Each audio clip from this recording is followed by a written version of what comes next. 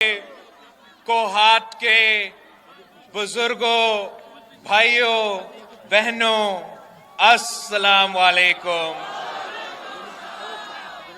نعرے بھٹو۔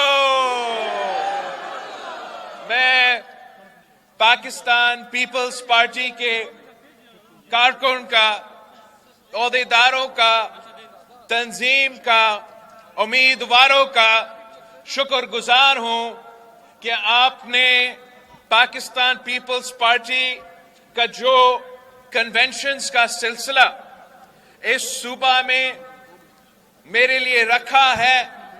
شکر الحمدللہ پاکستان پیپلز پارٹی کے یہ جو کنونشنز کے سلسلے ہیں یہ بہت ہی کامیاب رہے ہیں، اور آپ نے پیپلز پارٹی کے جیالوں نے، شہید محترمہ بے نظیر بھٹو کے بھائیوں نے، قائد عوام کے سپاہیوں نے یہ پیغام دنیا بھر میں اب پہنچا دیا ہے کہ پختونخوا میں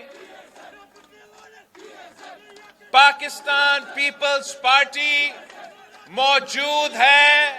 شہید ذوالفقار علی بھٹو زندہ ہے اور زندہ رہے گا۔ ساتھیوں، ہمیں کہا گیا کہ پختونخوا سے آپ اپنا کنونشنز کا آغاز نہ کریں۔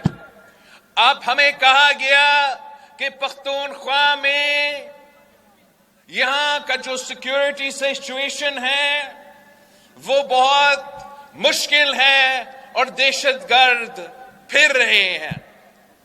ہمیں کہا گیا کہ پاکستان کی جو سیاست میں جو آج سب کچھ ہو رہا ہے، یہاں تو فیصلہ تو ہو گیا ہے، کسی اور کو وزیر اعلیٰ بنانا ہے، اب آئے۔ میں نے کہا کہ پاکستان پیپلز پارٹی کے جیالے ڈرنے والے نہیں ہیں، جھکنے والے نہیں ہیں۔ وہ پاکستان پیپلز پارٹی کے ساتھ کھڑے ہیں، اور میں اس مشکل وقت میں بھی ان کے پاس پہنچوں گا، انہیں بتاؤں گا کہ آج بھی ہم قائد عوام اور شہید محترمہ بے نظیر بھٹو کی جدوجہد لڑنے کے لیے تیار ہیں۔ اور آپ نے اپنا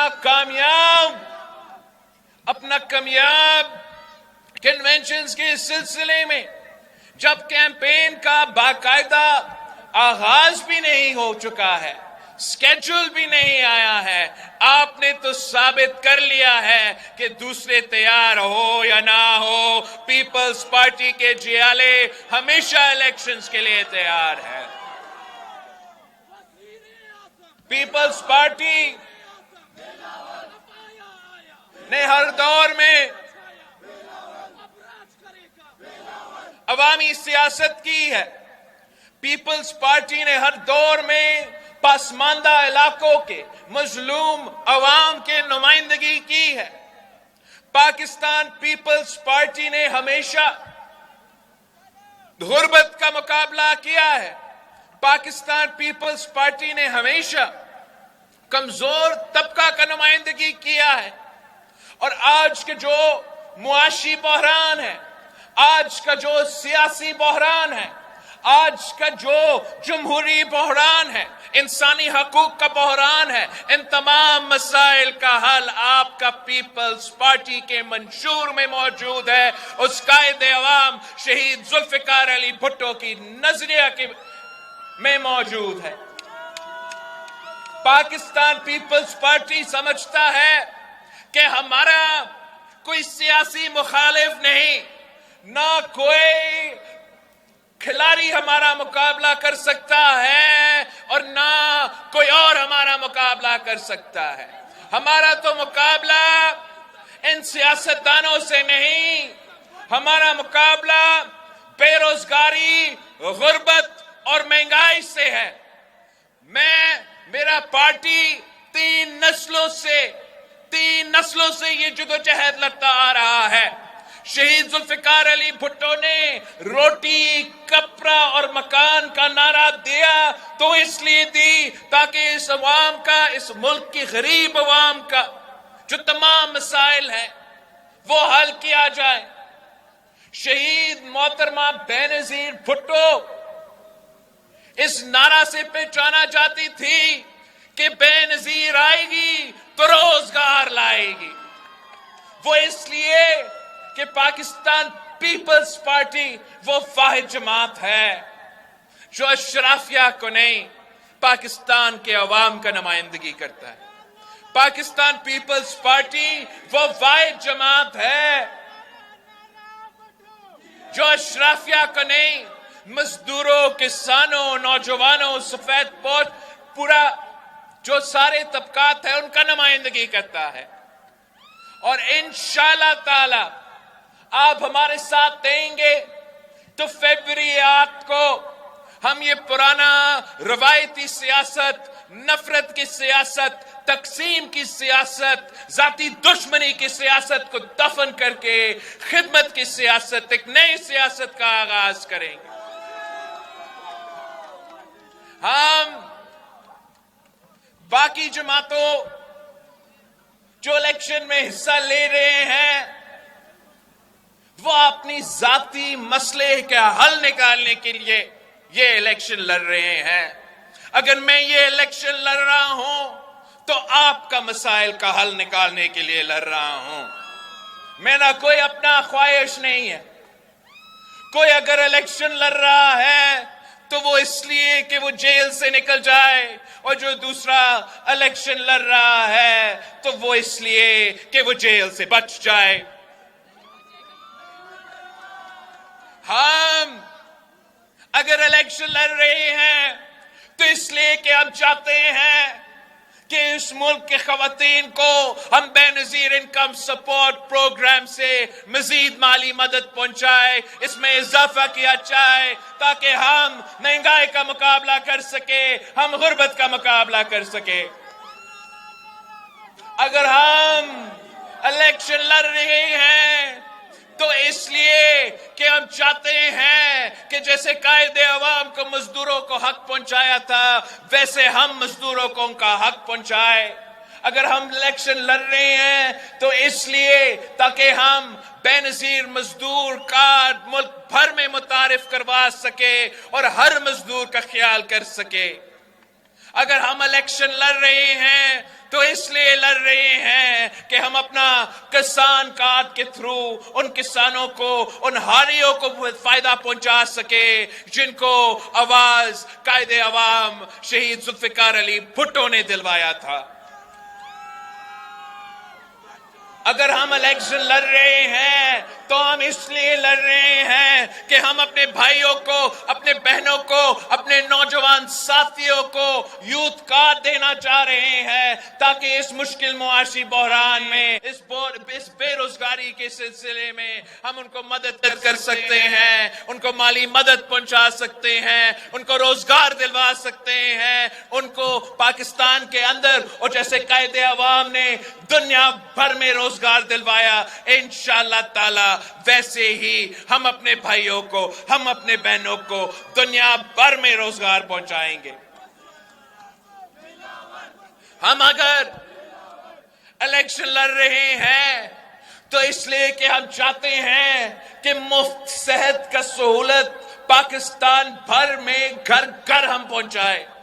ہم اگر الیکشن لڑ رہے ہیں تو اس لیے کہ ہم چاہتے ہیں کہ پختونخوا کے ہر ضلع میں آپ کا کوہاٹ میں NICVD کی طرح مفت دل کا علاج کروایا جائے، گمبت خیرپور کی طرح مفت لیور کڈنی علاج کروایا جائے. اور یہ فیسلٹی ہم چاہتے ہیں کہ دیہات میں بھی ہو، شہر میں بھی ہو. اس لیے ہم سمجھتے ہیں کہ اگر آپ کے پاس وسائل نہیں ہیں، پیسہ نہیں ہے، تو اس کا یہ مطلب نہیں ہونا چاہیے کہ یہ آپ کے لیے اگر آپ بیمار ہو تو سزائے موت بن جائے. ہم سمجھتے ہیں اور ہم نے یہ کر کے دکھایا ہے کہ ریاست اور حکومت آپ کو مفت علاج، عالمی علاج پہنچا سکتے ہیں. اور انشاءاللہ تعالی آپ ہمیں جتوائیں گے تو میں یہ جو مثالی منصوبہ ہے باقی صوبوں میں بھی پہنچاؤں گا۔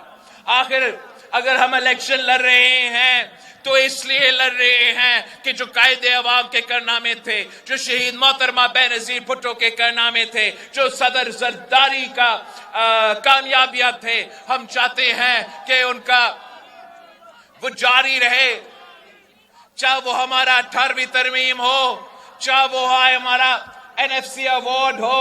باقی جماعتیں کے موقف یہ ہو سکتا ہے کہ یہ اس کو واپس کر دیں گے، مگر یہ قائد عوام شہید ذوالفقار علی بھٹو کا دیا ہوا آئین ہے۔ پاکستان پیپلز پارٹی انشاءاللہ تعالی حکومت بنا رہا ہے، ہم حکومت بنا کے اس آئین پہ عمل درآمد کریں گے، آپ کو اپنا حق پہنچائیں گے، کوہاٹ کو ان کا حق پہنچائیں گے، ان کا رائلٹی کا حق، آپ کا گیس رائلٹی کا حق، پورا پختونخوا میں نیٹ ہائیڈل پروفٹس کا جو آپ کا حق ہے، ٹبیکو سیس کا جو آپ کے حق ہے، جو آپ نے وسائل ہے آپ کو مالکی دلوانا ہے۔ یہ مطلب تھا 18ویں ترمیم کا، اور اس پہ نہ عمران خان نے عمل درآمد کی، نہ نواز شریف صاحب نے عمل درآمد کی۔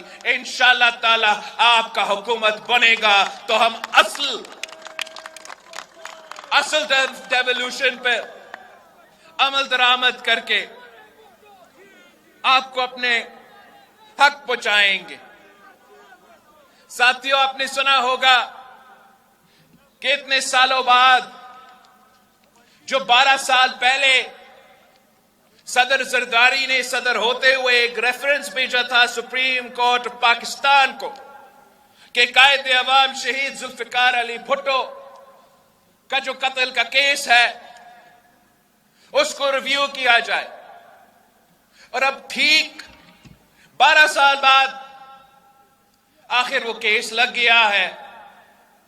ہم تو جسٹس قاضی فائز عیسیٰ صاحب سے یہی امید رکھتے تھے کہ اپنا ادارہ کو، اپنا عدالت جو اس حادثے میں کرائم سین تھا، جو شریک تھے، جو سہولت کار تھے، اب اس موقع کا وہ فائدہ اٹھا کے اپنے اداروں سے، اپنے ہاتھوں سے وہ خون دھونے کی کوشش کریں، وہ اپنا آئینی اور قانونی جو غلطیاں ہیں اس کو درست کیا جائے۔ مگر ہم صرف یہ نہیں امید رکھتے کہ اس کیس کے بارے میں جو پورا پاکستان کو معلوم ہے کہ قائد عوام بے قصور تھا، وہ تو ہم سمجھتے ہیں ضرور آپ اس قسم کا فیصلہ دے ہی دیں گے انشاءاللہ تعالی، مگر ساتھ ساتھ قوم کو بتانا پڑے گا کہ اس جرم میں سہولت کار کون تھے، قوم کو بتانا پڑے گا کہ اس قتل میں ملوث کون تھے۔ عامر ضیاء سے لے کے ان جج صاحبان جو سہولت کار تھے، ان لائرز جو سہولت کار تھے، ان سیاستدان جو سہولت کار تھے، وہ اس ملک کے مجرم ہیں۔ اور اب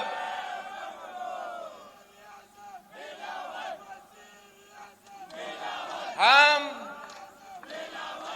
انصاف کا امید رکھتے ہیں کہ نہ صرف قانونی لحاظ سے انصاف کیا جائے گا، مگر تاریخ سے انصاف کیا جائے گا، بتایا جائے گا پاکستان کے عوام کو کہ آپ کا قائد عوام کو کس سازش کے تحت نکالا گیا، بتایا جائے گا پوری دنیا کو کہ مسلم امہ کا قائد کو پھانسی پہ کیوں چڑھایا گیا۔ اور اگر انشاءاللہ تعالی ہمارا اس کوشش کامیاب ہو جاتا ہے تو انشاءاللہ تعالی یہ جو سنگین واقعہ ہے، جو تاریخی واقعہ ہے، اگر عدالت اپنی طرف سے اس ایشو کو ایڈریس کر دیتی ہے تو پاکستان کے عوام میں وہ امید آ جائے گا کہ اگر آخرکار قائد عوام شہید ذوالفقار علی بھٹو کو، اس آئین کا بانی کو، اس ایٹم بم کا بانی کو، اس ملک کے عوام کا قائد کو اگر انصاف دیا جاتا ہے تو شاید اس ملک کے عوام بھی آپ پہ بھروسہ کرے، شاید اس ملک کے عوام بھی یہ امید رکھے کہ آخر ان کو انصاف دیا جائے گا۔ میں آپ سب کا شکر گزار ہوں کہ آپ آج بھی پاکستان پیپلز پارٹی کے ساتھ کھڑے ہیں، اور انشاءاللہ تعالی کامیابی آپ کی ہوگی، کامیابی تیر کی ہوگی، جیت عوام کی ہوگی۔ یہ سلسلہ جاری رہے گا، ہم رکیں گے نہیں، ہم بھاگیں گے نہیں، ہم عوام کے پاس جائیں گے، اپنے منشور کے بارے میں بتائیں گے اور عوام پہ یقین رکھیں گے، عوام پہ بھروسہ کرتے ہیں، عوام پہ ہمارا مستقبل کے قسمت کے فیصلے کرنے پہ ہم بھروسہ رکھتے ہیں۔ اس لیے ہمارے قائد نے ہمیں سکھایا تھا کہ طاقت کا سرچشمہ عوام ہے، طاقت کا سرچشمہ عوام ہے، طاقت کا سرچشمہ عوام ہے۔ آپ سب کا بہت شکریہ۔